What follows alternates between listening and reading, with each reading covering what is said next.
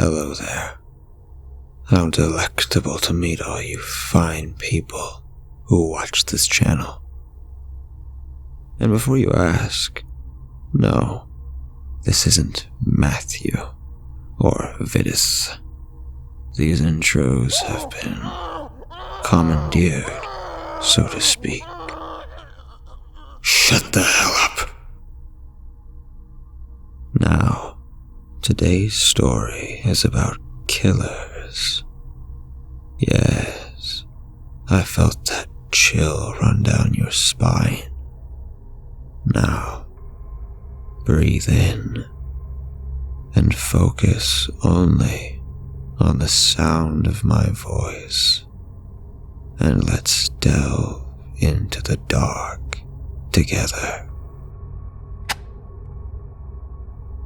My name is Justin, and I'm a killer. I don't remember much about my life before I was committed. The earliest memory I have is waking up in a strange place, in a large room in strange clothes. I looked around the room as I began to panic. I can't have been more than 9 years old at the time. I tried to struggle, but quickly learned that I had been restrained. I began screaming, calling for anyone that would listen to help me. How did I get here? Why was I here? What did these people want from me? A few hours later, as I began to settle down and become more aware of my surroundings, the door at the front of the room clicked open, and a woman stepped in, wearing what looked to be a surgeon's outfit. She was holding a clipboard and smiled at me intently as she sat down on the bed on which I had been restrained. Hello, Justin. My name is Dr. Valerie Wilson, and you are at an institution called The Meadows here in Pennsylvania. I have been assigned to evaluate your condition after the unfortunate events that have occurred over the past few weeks. Can you tell me what you can remember? I didn't have even the slightest idea of what she was talking about. I racked my brain and took a few deep breaths while I tried to recall my life over the past few days, a few months, even as far back as I can remember. I quickly became concerned because I couldn't remember anything. I tried to picture my mother and father, but their faces were fuzzy. I wanted to answer her, and she was just staring down at me, patiently waiting. But I had none to give. I told her that I couldn't remember anything before I woke up in this strange place, and she looked at me perplexed, like it was the most atrocious thing she'd ever heard. She quietly whispered, I see, and jotted down a few notes on her clipboard. You're going to be staying with us for a little while. I'm sorry about these restraints, but they are for your own safety. I will be back shortly. Please try to remember what has happened and what you did. It seemed like such a foreign thing to me. I had always tried to be a good kid, or at least I thought I had. The thought of me doing something that would have caused my parents to be mad at me and send me here didn't seem like something I had been capable of. Did I even have parents? Did I even have a family? Why does my neck hurt so much? Why can't I remember anything? I later learned that there were multiple missing children in the town that I had been living in. It seemed as if it was every few days a new missing poster was being hung up all over town, right next to the other ones that had kept piling up. The police had searched for weeks until one day they had caught a break. Apparently, I had been found wandering along a street on the edge of town, surrounded by woods with a 4-inch-long sharp splinter of a tree jammed into the side of my neck. A passerby had seen me and called the police, who had quickly responded and found me covered in blood that wasn't mine. I was in shock and stammered incoherently. I must have passed out sometime before the ambulance had arrived. They searched the surrounding area and found a boy, savagely beaten and broken, with multiple stab wounds to his torso and face. He was dead when they found him. His name was Stephen Newman, and he was 6 years old. I was taken to a hospital where I had surgery to have the splinter removed. After that is when I woke up in the institution that would become my home for the next 12 years. Every day, for as long as I can remember, the doctors had asked me to try to remember the events of that day, and any day before it. They wanted to know where the other children had gone, and why I did it in the first place. I had no answers for them, and they were convinced that I had repressed the memories of what I had done in order to refrain from feeling any guilt. Because of my age at the time of the incident, they were unable to determine what the cause of my psychosis was. Had I been a schizophrenic? Bipolar? Or was I simply insane? I dedicated my time at the Meadows to tell the doctors everything they wanted to hear as far as my recovery was concerned. That I had accepted the things that I had done and felt guilty about it every day, and I wanted to get better. Finally, I had done and said enough to convince them that I was capable of being a productive and functional member of society, and I was released at the age of 21. They probably shouldn't have done that. They didn't know this at the time, but I was more clever than they ever knew, and I was able to escape from my room on nights when I knew there wouldn't be many security guards in the building, such as holidays and severe weather days. I had found my case files and knew everything, which only filled me with rage and resentment towards my family. As far as I could see it, they had abandoned me, and I was hell-bent on getting my revenge. Monster or not, I was still their blood. How could they just forget about me and leave me here on my own? The names of my wretched parents were in my case file. They had told the authorities that they didn't want to have anything to do with me, that I was no longer their son for the things that I had done, and I had been removed from their care. Searching through my file, I found a letter of recommendation for release attached, stating, "Patient has exhibited no signs of violence or mistrust in his entire time here, and I am entirely confident that he is capable of being reinducted into society and able to live a life without confinement. I also believe the patient has no lasting mental illness disease, and I believe his inability to remember the events of his past has changed his character for the better, and his adult mind is fully capable of feeling empathy and emotion. It is my recommendation that the patient be released from this institution, as it is a waste of the state's money to further hold him here." The document was signed at the bottom. Dr. Valerie Wilson. Thanks, Doc. You've always been so kind. It took me a while to track down my parents. Their last known address listed in my case file turned out to be just an abandoned house. I asked the residents of the town if anybody remembered anything about the missing children. Nobody seemed to want to discuss it, or simply didn't know what I was talking about. I got the feeling they were just trying to forget that their town had a dark history. Eventually, I found an elderly resident that had remembered who my parents were. I didn't tell her who I was, but she told me that my parents had moved away shortly after the police arrested their son, who was believed to be responsible for the disappearances, and that they had been socially crucified by the townspeople who blamed them just as much as their son for their missing children. They never found the bodies of the other kids, and the string of disappearances stopped when I was institutionalized. My parents could no longer take the resentment that they felt and couldn't leave town fast enough. She told me that they moved to a small town called Summit Hill, where nobody knew them or the violent past they left behind. They weren't hard to find after that, and when I finally stepped through their threshold in the middle of the night, my heart filled with adrenaline and my mind was in ecstasy. In a small, quiet town such as this, no one had thought to install a security system. They hadn't even locked their doors. What could possibly happen in such a small town where everybody knew everybody? They felt safe and secure in their quiet new life, where they no longer had to be haunted with a child that they had tried their hardest to forget. Little did they know, their past was at the foot of their bed that night, enraged and seeking revenge.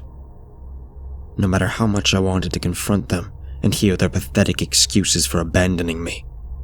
I couldn't risk being discovered. I smiled as I quickly slashed both of their throats, watching as they choked to death on their own blood. It was the greatest feeling I ever had.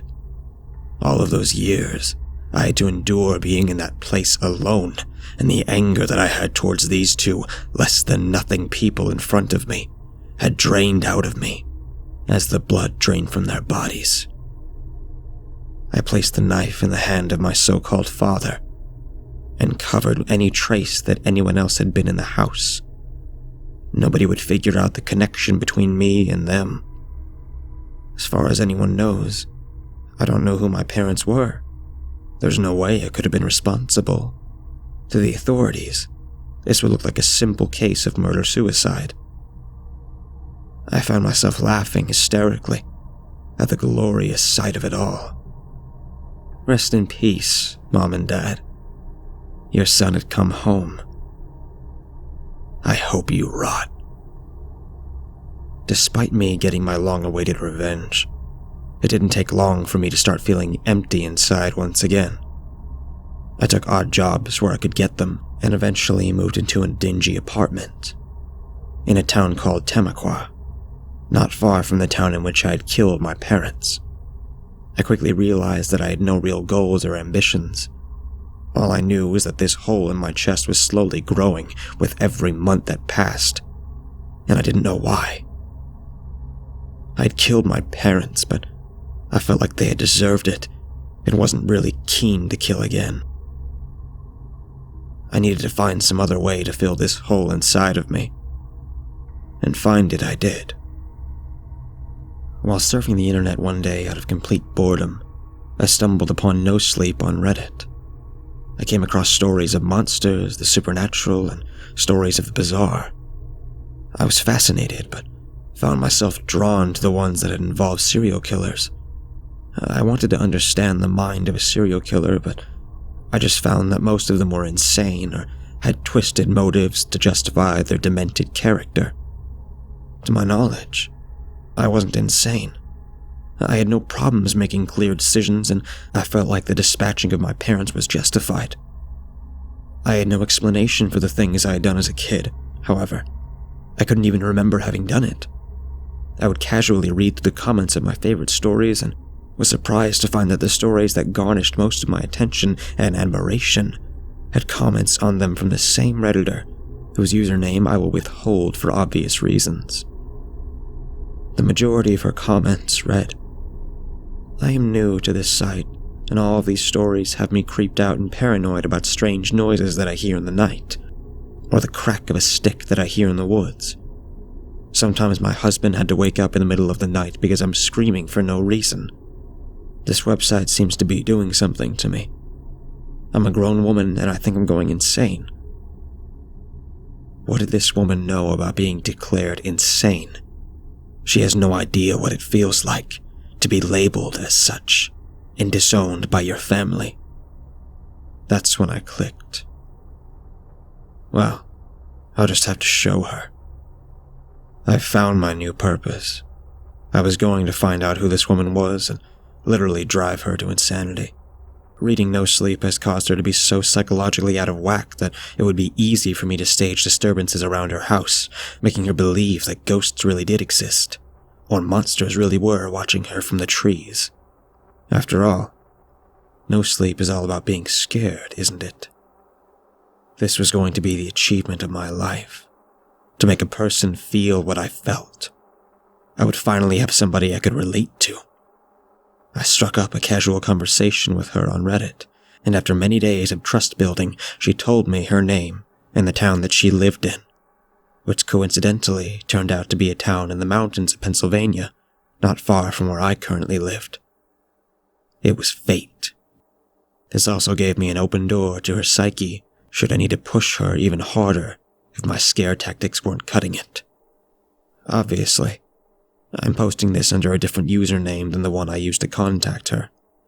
The town wasn't very big, and although it was surrounded in dense woods and ran through a valley, I found her house easily enough, just based on her description of it. I made sure I had the right person by scouting the place first. The lifted trucks and jeeps littering her land just as she said they had. Her husband was always out late working on vehicles or on the house. I was further reassured by the 2 small boys that lived with them, the youngest of which had long blonde hair down to his shoulders. The town had been a hot spot for coal mining, and the area was absolutely littered in long-forgotten mines and mine shafts. With all these no-sleep stories involving monsters, mines, or woods, it wasn't hard to understand her fear, nor would it be hard to send it spiraling out of control. It had been early fall, and the trees were still thick enough to provide me with adequate cover when the sun went down to quietly sneak up to the house when I was sure everyone was inside for the night. I waited until the last of the lights in the first floor of the house were out, and I went up to the window on the side of the house and looked in.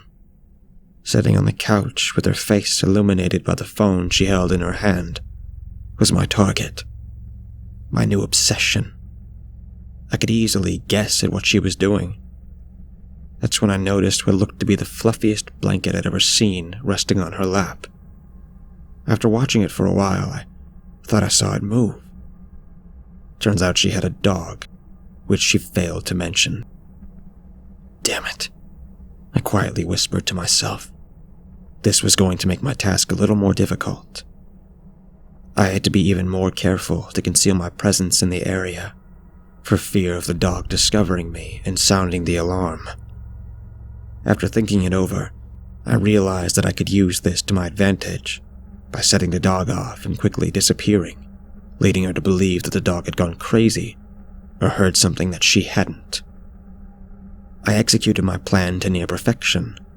Over the course of 2 weeks, I camped out in the woods away from the area and waited for the sun to go down before I would sneak up to the house at random.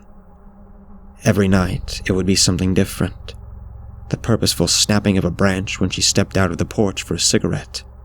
A quiet knock on the window, just out of view so all she saw was a shadow.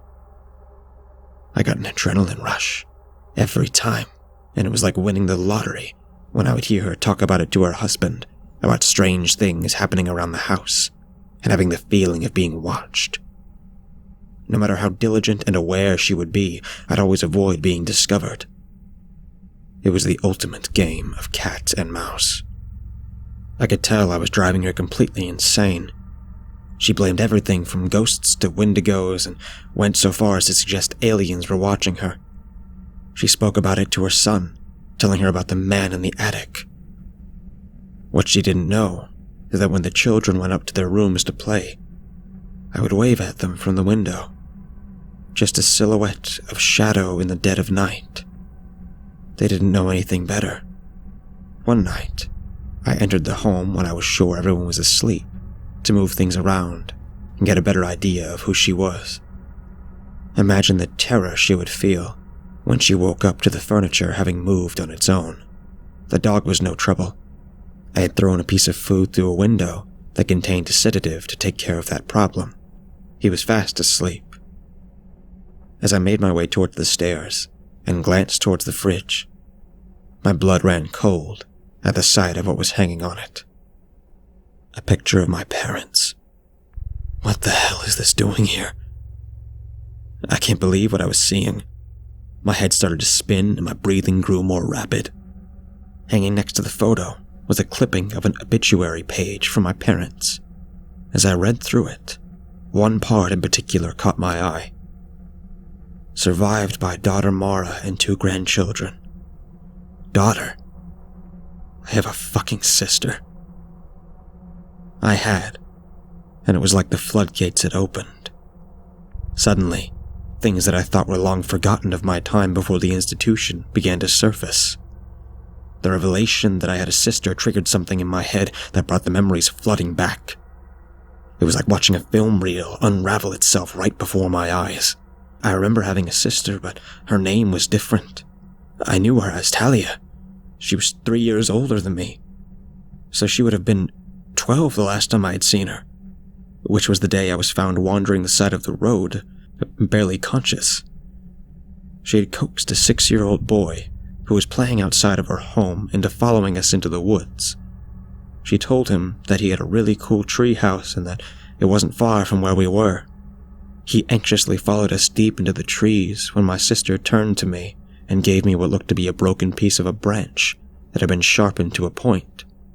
She looked at me with a stern face and said, "Justin, I'm going to need you to listen to me very carefully. We are family, and you are my little brother. And I think it's time I let you in on my little secret." She had been systematically luring small children from my neighborhood into the woods and killing them over the course of several weeks. My sister never told me what she did with the bodies or why she was doing it, but it can't have been for anything good. She then said that in order for us to be truly family, I would have to participate, starting with Stefan Newman, the boy that had followed us. Upon hearing this, he suddenly burst into tears and tried to run away. Talia was far too quick for him, and had him face down on the ground and was sitting on his back before I had time to register what was happening. She began screaming at me over the desperate cries of the boy. "You have to do this, Justin. We won't truly be family until we can share this together. You don't have a choice." I was paralyzed where I stood. I couldn't believe this monster in front of me was my sister, and that she wanted me to do something unspeakable. I couldn't bring myself to move no matter how hard I tried. Talia quickly became frustrated with me and thought it was best to silence the boy as quickly as possible. She pulled another piece of branch, not unlike the one she gave me, out of her back pocket, rolled the child over onto his back, and began plunging it into his body everywhere. She was screaming louder and louder as his screams grew quieter and quieter. I rushed over to my sister and desperately tried to pull her off of him, but it was no use. She was far bigger than I was, and the rage that she had in her at that moment had made her unmovable. In the struggle, she quickly turned around and shoved the branch into the side of my neck. I saw the rage fade from her eyes as she realized what she had done. I stumbled backwards. The adrenaline coursing through my body had numbed me to the pain. "Oh my God, Justin, I didn't mean it. I swear I didn't mean it. I'm sorry. I'm so sorry." I could barely hear her. My body started going into shock. She faded from my view as my vision grew blurry. I could only guess that she had left the scene quickly, afraid that I was going to die right along with the boy she just viciously murdered. I don't even remember making it to the roadway, and I must have blacked out shortly afterwards. All of those years, I was led to believe that I had been responsible for a string of murders I couldn't remember. I was institutionalized and my family abandoned me. It was all for nothing. I was fucking innocent. My sister was the reason that all of this happened to me, and she let me take the fall. Talia threw her little brother to the wolves to save her own skin. I became so enraged that I wanted nothing more than that moment, than to march up to those stairs and watch her bleed out, just as I bled out our parents. The more I thought about it, I came to the realization that doing so would be far too quick and merciful for her. She didn't deserve to have the family that she had, a husband and children. Talia was so quick to bury the fact that she was actually the one who was insane, and I needed to bring that back out of her. It was who she was. Only then could she face the demon that was her little brother. Only then would she ever admit it to herself. She could try to repress it all she wanted, but I vowed to make her family abandon her, just as my family had abandoned me, and send her to the place she really belonged. I was going to send Talia to the institution for the insane, or die trying. I proceeded to move random pieces of furniture and other odds and ends quietly throughout the house, and made my way back to where I was camping in the woods. I began to start piecing together what was left of the fractured puzzle of my past.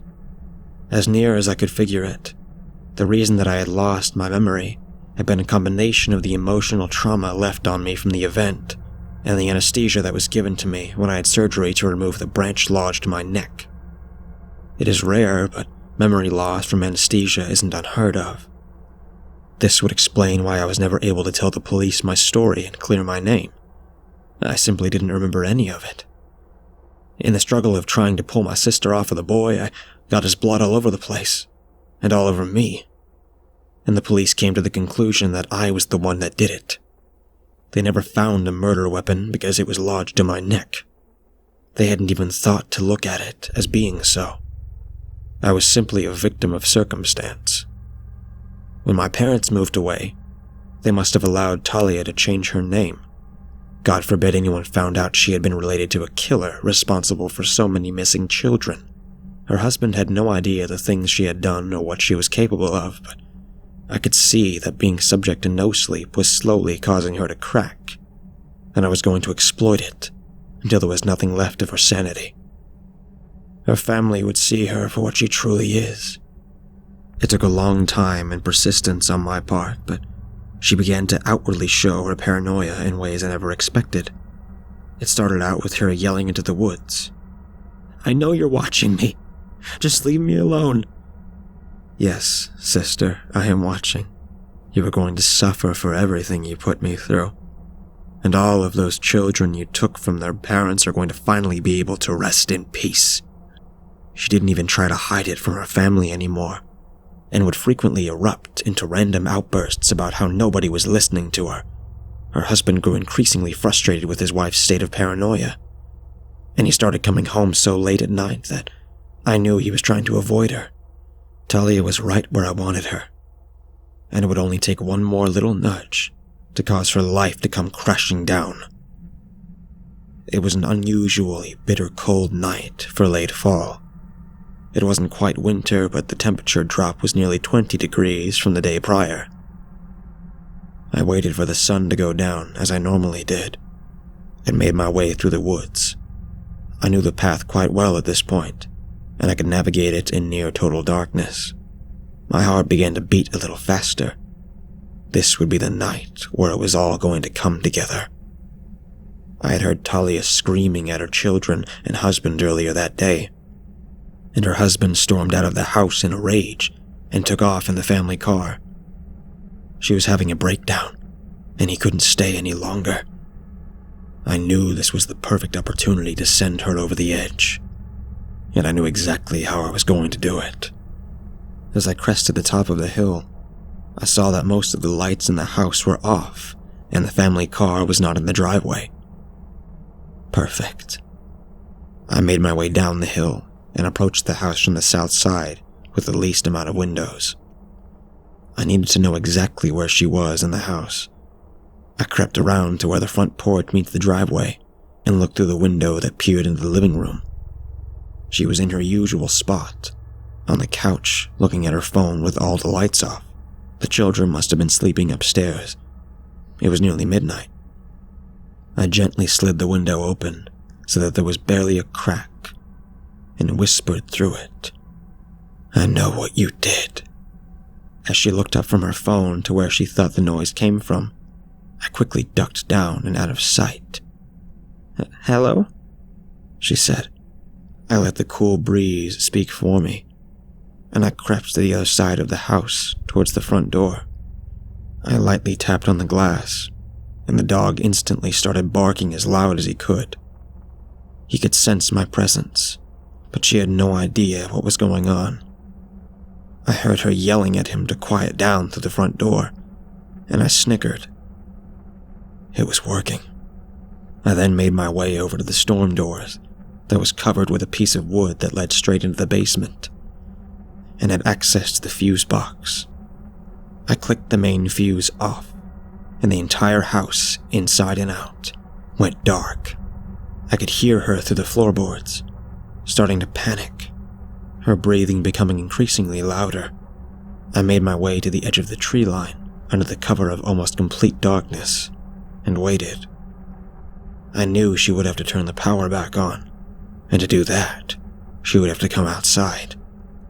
There was no way to get to the basement from the inside of the house. I waited as the front door clicked open, and she took a nervous step out. stopped and looked around. As she made her way towards the storm doors, I stepped out from behind a tree and purposely broke a branch as I did so. Her head snapped over to where I had been standing, and she let out a shrill scream. I knew she couldn't get a clear view of me in the dark, but she saw my silhouette, and that was enough to send her reeling. She nearly stumbled over herself and ran back to the front door, flung it open, and ran inside. I heard the sound of the deadbolt locking and made my way through the trees to the back of the house and under the window that led to her youngest child's bedroom. I knew her next move would be to check on the children, so I quickly climbed the low-hanging roof that led to the window and looked in. The child was sound asleep in his bed, and the cool night air had caused the slightest amount of frost to accumulate on the outside of the window. I wrote her name, Talia, backwards on the window with my finger so that it could be read clearly from the inside, and leapt back off the roof. I pressed my ear up against the side of the house and waited for the telltale sign of her running up the stairs to check on the children.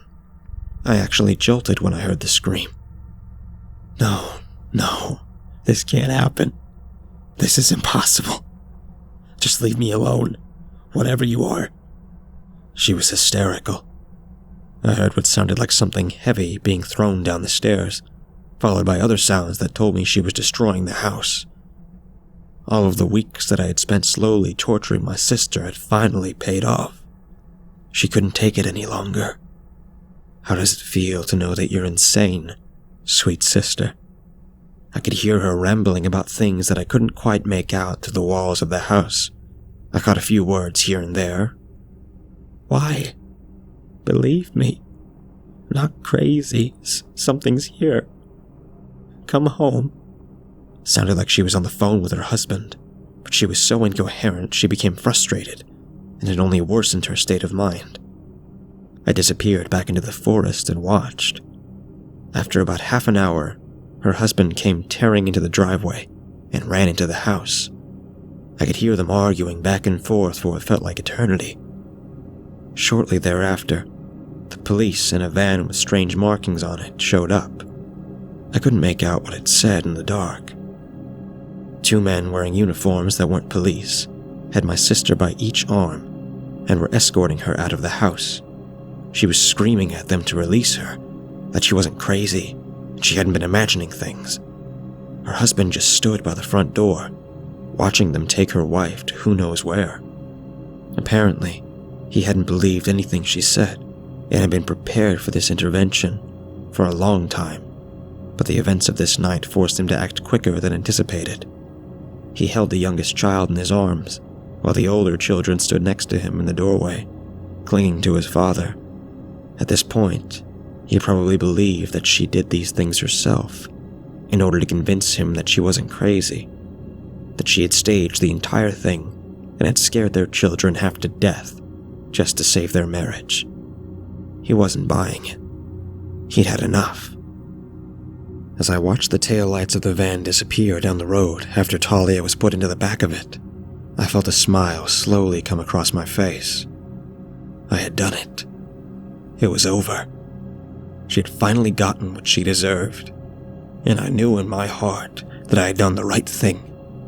I got revenge not just for myself, but for all of those missing children whose disappearances I thought were my own fault for all of these years.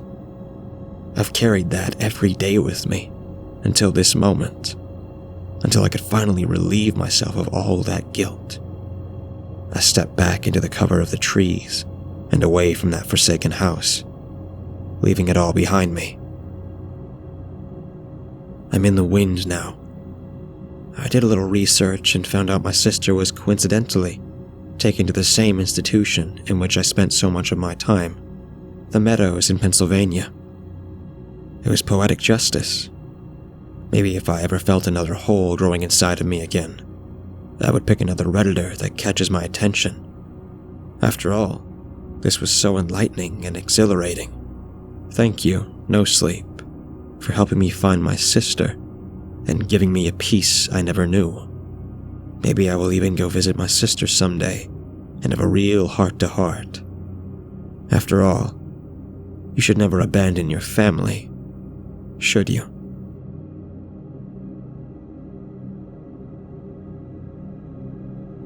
It has been nearly a year since I found closure by driving my sister to the point of insanity and gaining back control of my life.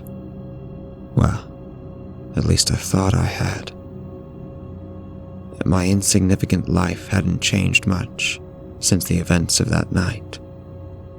I still find myself working dead-end jobs and earning a meager living, barely enough to sustain myself. My only means of transportation is a car nearly as old as I am. I don't really have any goals or ambition, and I don't have many friends either. I guess I'm not really the social type. I never was. I work long hours for minimum wage just to come home to a tiny apartment, attempt to sleep, then do it all over again. I say attempt because, you see, some nights I can't sleep at all. I know what you're thinking. He's a killer. He shouldn't be able to sleep with all the terrible things he's done. That's not it. I haven't lost an ounce of sleep for killing my parents. Why should I? They weren't there for me when I needed them most, so now they're not here at all. No, I can't sleep at night because I still don't know why my sister, Talia, killed all of those children many years ago.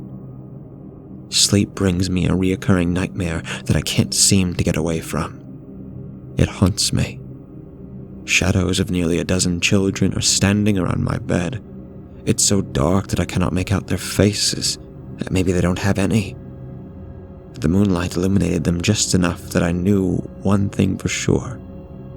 They had no eyes, yet they are staring right at me. Two of the children standing at the foot of the bed separate, and the eyeless shadow of Stefan Newman, the young boy my sister tried to get me to kill, slowly crawls into my bed and on top of me. He raises his hand over his head, and I can see that he is clutching the splinter of a branch filed to a point. A low growl comes from where his face should be, and he brings his hand down as hard as he can toward my chest. As soon as the splinter pierced my flesh, I wake up with my heart pounding, feeling as if I had been asphyxiated. I know that it is my subconscious telling me that I need to find out what happened to them. They will never let me rest until I can give them rest. I owe them that. It was, after all, my sister's fault that they can't find peace.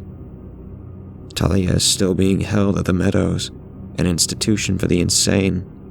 I doubt that she would tell me anything, but I need to try to get her to reveal where the bodies of the children are. I'll finally face my sister after years of being shut off from the world. When I arrive at the institution, somehow I feel strange. It is almost like she's calling me to her, and I can't shake the feeling as I walk the long hallway to the visitors' area. I can see her sitting at the table through the glass window in the door with a look of utter disgust on her face. She looks like she hadn't slept in years. I take a deep breath and push the door open. Her eyes instantly lock onto mine, and I can see a hint of a smile slide across her face. I pull out the chair on the opposite side of the table and sit, finally facing the monster that is my sister. Despite not seeing me since we were children, at least not directly, I can tell that she recognizes me. There is no hiding it.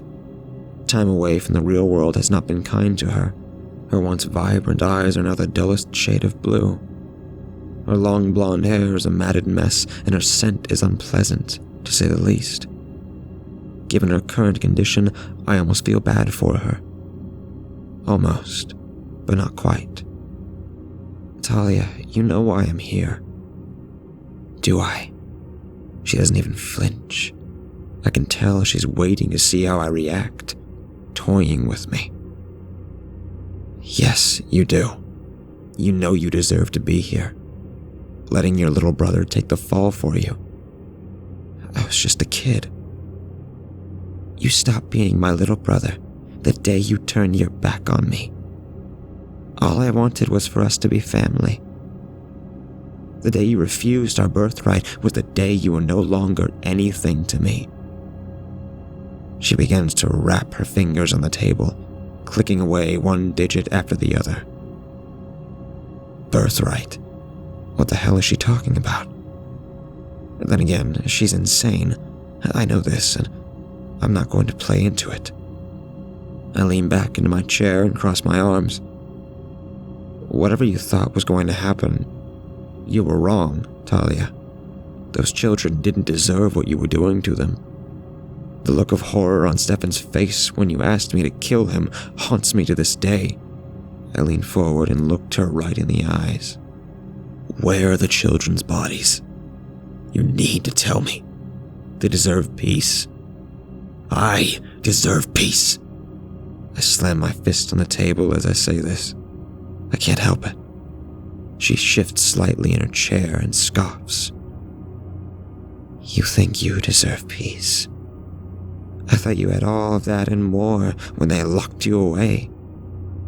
You know, Justin, you and I are not so different. If you get me out of here, I'll tell you where the children are. Hell, I'll even take you right to them. If you do that, we can be whole again. We can be a family. You think I didn't see you standing in the woods when they tossed me into the back of that van? But I saw you. I felt your presence, and I knew one day I would see you again. You can't shut me out forever. Despite what you may think of me, I will always be the best part of you. The part that you crave when you feel that hole in your chest. That's what drew you to find me. That's what draws you back to me now. Seriously, Talia? I wouldn't have sent you to this place if I was going to help get you right back out. Maybe this really is the best place for her. You're insane. I've always had a feeling that I wasn't responsible for what you did, but to see just how evil you really are, I don't know how you could possibly think we were ever family. The smug look that she had on her face previously seems to disappear. She pushes her chair back and slowly stands up.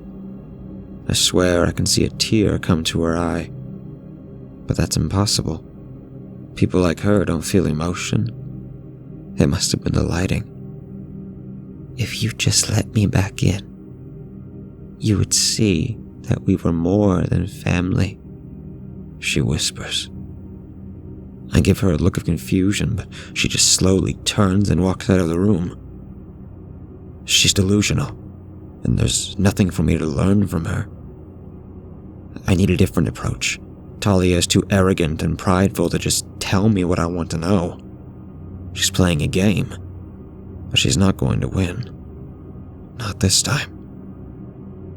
As I leave the institution, I can't help but wonder how my life got to this point. I thought I had all the answers, but it seems like I'm left with more questions than ever. If I was ever going to find out what happened to those children, I needed to go back to where this all started. The only saving grace is that, given how many years had passed, anyone who would have known me as a child wouldn't recognize me now. Or, at least I would hope not. Experience has taught me that people are more open to speaking with people claiming to be the media about things they wouldn't normally speak about. Think about it. Wouldn't you be more willing to talk about yourself if I said, "Hello, I'm writing a paper for my school on how people came to discover their heritage. Would you be willing to discuss your family lineage and how it has affected the way you view yourself?" Rather than if I just strolled up and said, "Hey, can you tell me why you're brown?" I'm willing to bet you'd be more open to the former. Using that knowledge, I go back to the town of my childhood in the guise of a college student, writing a paper about a town with a dark history. My hope is that there are some people still around from those days who can shed some light on my family history. I shudder when I suddenly recall Talia mentioning something about birthright.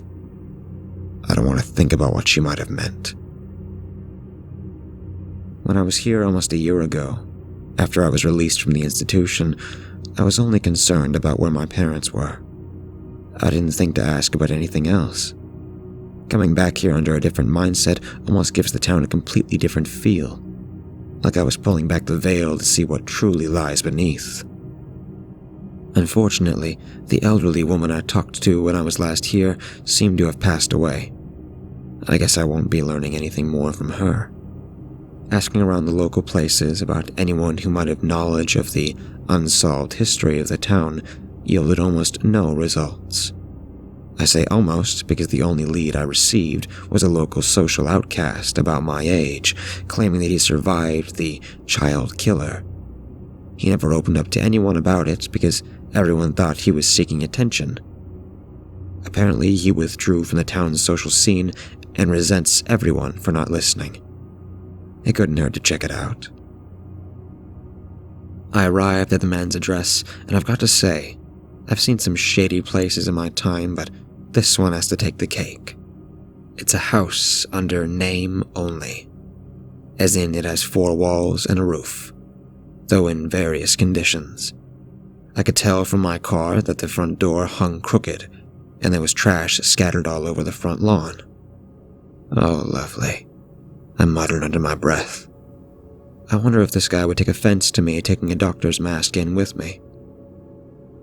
I pick up the blank notebook sitting on my passenger seat and the voice recorder laying next to me. Clicking open my car door, I can definitely tell I'm not in Kansas anymore, just by the stink of the place. It's amazing how different parts of a town can smell, almost like you stepped into another world, even though you're only a block or 2 away. As I began my approach to the front door, I swear I could see a curtain rustling, as if somebody pulled it back to take a quick glance. This guy definitely doesn't get a lot of visitors by the look of the place, so I'm not surprised by his curiosity.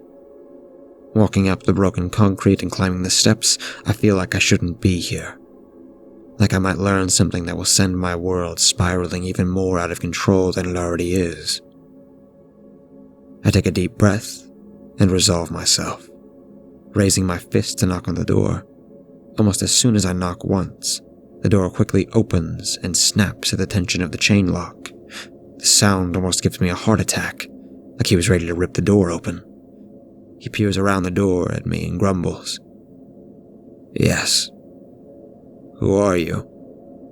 For obvious reasons, I can't give him my real name. If this man truly survived the child killer, there is no way he would want to have anything to do with me if he knew it was my sister who was responsible.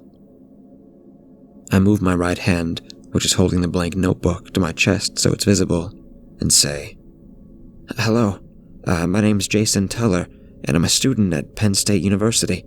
I've recently discovered the mystery surrounding this town, and I've been led to believe that you may have some information that would help me in the writing my paper about it. I'm hoping to even get it published, and if that happens I can cite you as a reference. May I please come in?" Not that I was particularly interested in going inside this house, but what choice did I have? I can see I've piqued his curiosity, and he opens his eyes wide as he stumbles over his words. Sure, come in, come in." He closes the door gently, and I can hear the chain lock sliding through the thin wood door. He opens the door again and gestures me inside. Stepping inside the threshold, I'm met with a sight I did not expect. If the outside of his house was yin, the inside is yang. While the outside is cluttered with all manner of debris, the inside is devoid of anything at all. The house definitely isn't big, but the lack of any traditional furniture makes it seem like the inside of this room wouldn't fit in the house I saw outside. The realization sends my head spinning.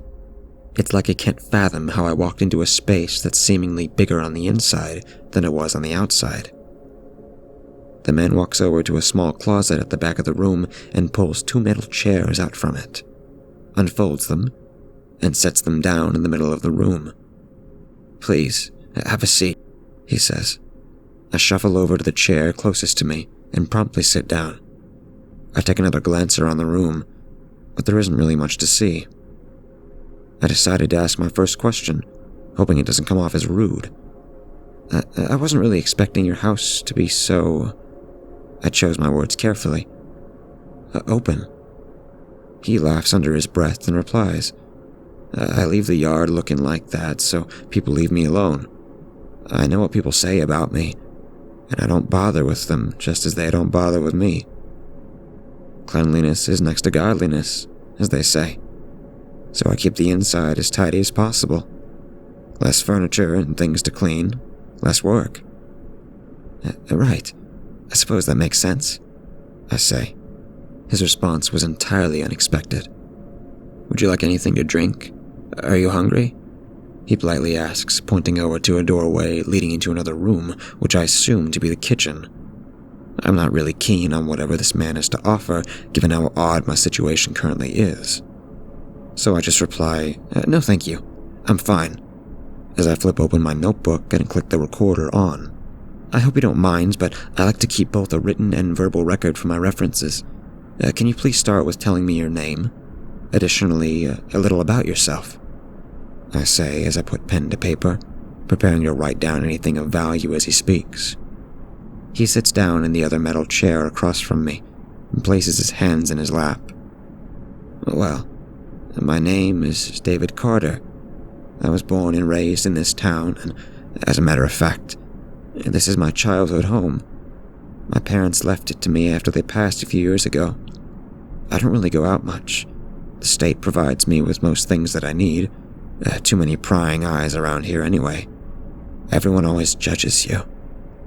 If I had anywhere else to go, I probably would, but this is home. He opens his arms wide and gestures to the house. Ignoring the fact that this man seemed to be a bit like me, I continue to ask questions. So, Mr. Carter, it has come to my attention that you claim to have survived the child killer back when you were quite young. Would you like to talk to me about that? I look at him intently, fully invested in what he is about to unveil to me. He shuffles a bit in his chair and places a hand on the back of his neck. I can tell that he's nervous, so I quietly tell him to take his time. He sits up a little straighter and takes a deep breath in. Nobody has ever been willing to listen to my story before. Everyone just thinks I'm a loon. I suppose I can't blame them. It's not like I listen to them either. I suppose I should start at the beginning. He takes another deep breath. Growing up, my parents were always pretty strict with me. I was to come right home after school and be punctual about it. I didn't have a lot of opportunities to be social, so I didn't have any friends. I kept mostly to myself. While other children were off playing with each other at recess and school, I would be the kid on the other side of the playground, just kicking grass around until it was time to go back to class. I wasn't the best student, as my grades were pretty poor, but I wouldn't cause any trouble, so my teachers didn't give me a hard time about it. One day, I was walking home from school, with my head down as I normally do, and this kid comes out of the woods to my right and does a psst at me to get my attention. It took me a minute to recognize who it was, but I saw them around the schoolyard a few times, although they mostly kept to themselves like me. I continued to scribble down notes in my notebook absent-mindedly and muttered the only question I had in my head at the time. So, what was her name? Fully expecting that I knew the answer. He takes a moment to reply. I didn't say anything about a her. It was a him. He told me that he had a really cool treehouse in the woods that he thought I would enjoy, and that he hoped we could be good friends. His name was Justin. He must have had his stories mixed up. Maybe he was only thinking it was me because I was related to my sister. I decided to prod him a little further. I know that this Justin that you're talking about was sent to an institution and was assumed to have been the culprit, but I've heard rumors that it might have been his sister who was the real killer. Could it be that you're mixing the two up? I go back to writing in my notebook, ready for his answer. I can feel him beaming down at me. He replies as stoic as possible. I don't know where you heard that, but Justin never had a sister. I stop writing in my notebook again and look up at him. What? Justin never had a sister. I mean, he thought he did, but she never existed. and my pencil fell to the ground as my body goes numb. My vision goes right through him, and suddenly, I'm lost in space. His words sound like they're light years away.